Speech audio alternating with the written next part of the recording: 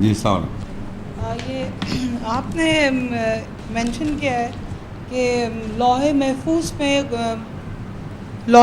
میں قرآن ہے، اور لوح محفوظ جو ہے وہ انسان ہی کے اندر ہے.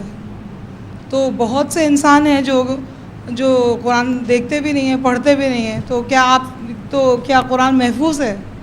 نہیں، میں نے یہ کہا تھا کہ قرآن جو قرآن ہے یہ لا کے اندر محفوظ کیا ہوا اللہ تعالیٰ نے.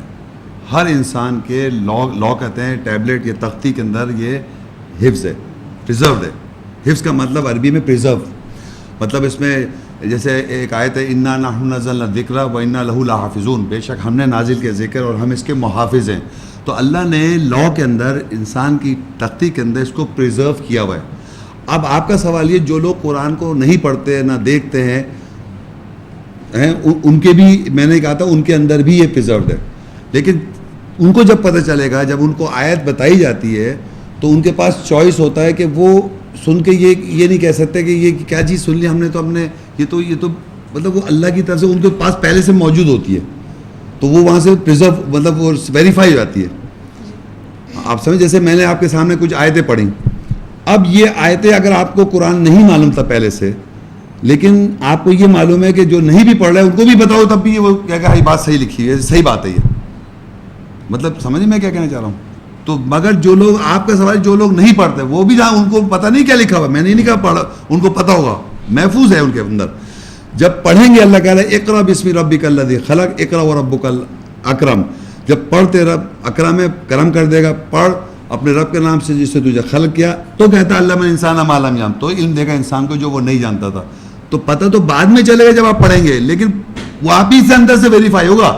لیکن وہ اپنے ٹل ہز ڈیتھ وہ پڑھتا ہی نہیں ہے، تو پھر کیا وہ نہیں، اگر وہ نہیں پڑھتا ہے تو اس کی ریزن میں نے آپ کو بیان کی کہ وہ تو قرآن میں اللہ نے بتایا نا کون لوگ قرآن نہیں پڑھ رہے. آپ میں ایک ذرا سا بیچ میں جی آپ یہ کہ I am sorry you apologies, کیونکہ پریویسلی ہم لوگ کا پرانا بلیف چلا آیا جو ہمیں بتایا گیا ہے، جی وہ یہی کہا گیا ہے قرآن لوح محفوظ میں ہے، تو مطلب یہ کہ وہ اللہ کے پاس آسمان میں ہے.